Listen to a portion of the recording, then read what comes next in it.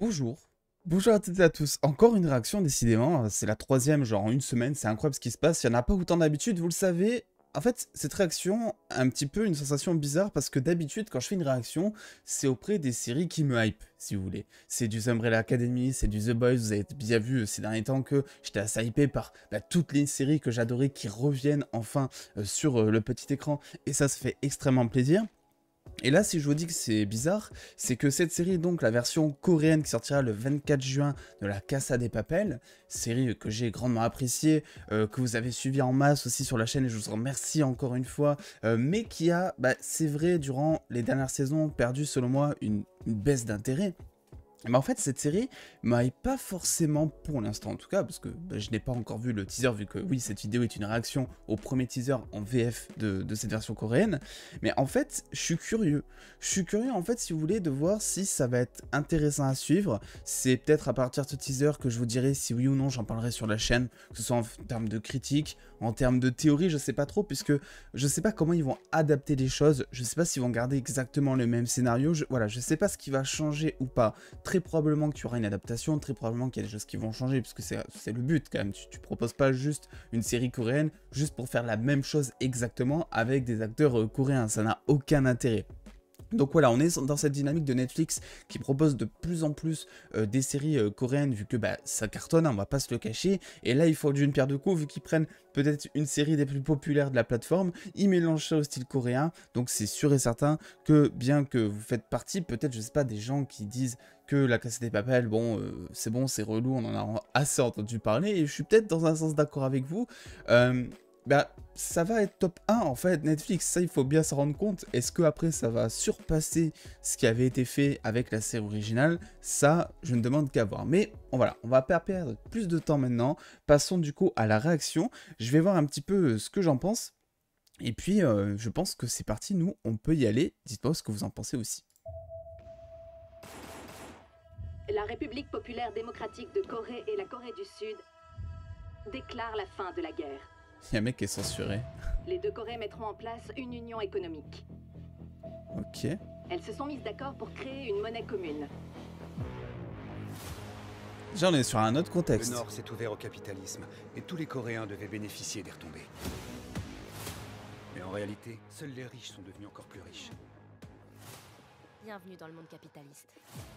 Il est temps pour nous, les laissés pour compte, de réclamer notre part du gâteau. Putain, c'est... Tous ensemble, on va réaliser le plus gros casse de l'histoire. Professeur, ça fait bizarre.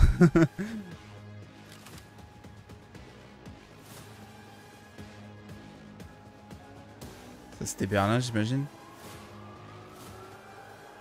Oh. On va faire des horreurs.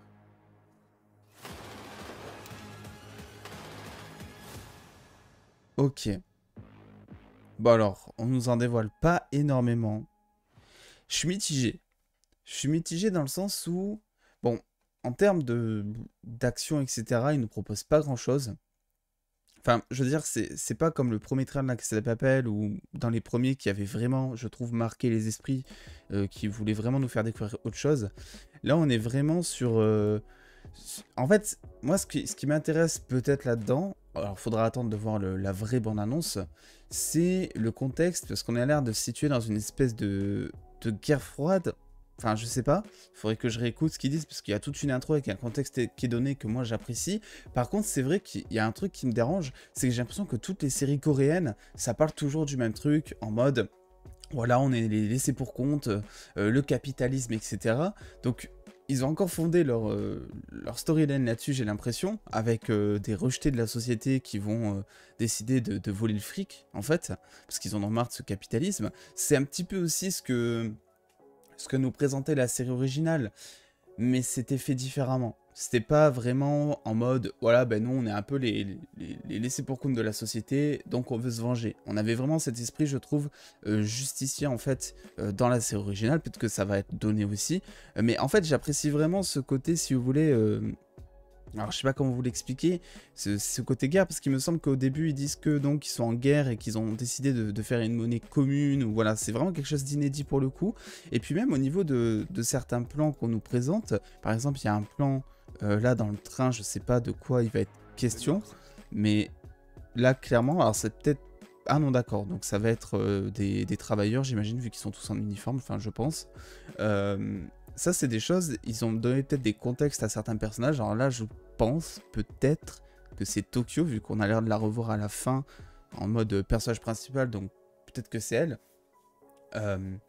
Ils ont l'air d'avoir donné d'autres contextes à d'autres personnages. Tokyo ne sera pas peut-être celle qui fuit la police, ou peut-être que si, parce que c'est juste une couverture, hein, justement, le fait qu'elle soit dans le train. Les flics, évidemment, qui ne sont pas dans une tente, hein, pour l'instant. Voilà, ça a vraiment toute une autre gueule. Donc écoutez, ça reste qu'un teaser. Donc je pense que pour l'instant, moi, ce que je peux en dire, c'est que ça soulève un petit peu ma curiosité. Bon... J'ai un petit peu de mal avec ce plan, je vais pas vous le cacher, parce que c'est un plan qui te dit « Ouais, regardez, on marche ensemble, on est badass, etc. » Sauf que, je sais pas, t'es au milieu d'une forêt qui a l'air assez magnifique, et enfin, c'est assez chelou, je trouve. Je serais incapable pour l'instant de vous dire qui est qui, même si j'ai l'impression qu'évidemment, le mec en costard, c'est Berlin. Parce que Berlin est toujours bien habillé, etc. Donc je pense que ça, c'est Berlin. Mais après, c'est vrai que pour l'instant, on a l'air d'avoir Tokyo ici et Nairobi. Alors, je les appelle comme ça, mais ils s'appellent pas du tout comme ça, il me semble, dans la série. Hein. C'est vraiment d'autres noms, je crois, en tout cas. Mais écoutez, dites-moi ce que vous en pensez. Je suis assez curieux de voir ce que ça va donner. Peut-être que je regarderai. Ce qui est sûr, c'est que je regarderai la bande-annonce qui sortira parce que je trouve que ça pique un peu la curiosité, ça soulève des questions. Après, à voir si je regarderai la série. Je sais pas vraiment si je vous en fournirai une critique ou autre.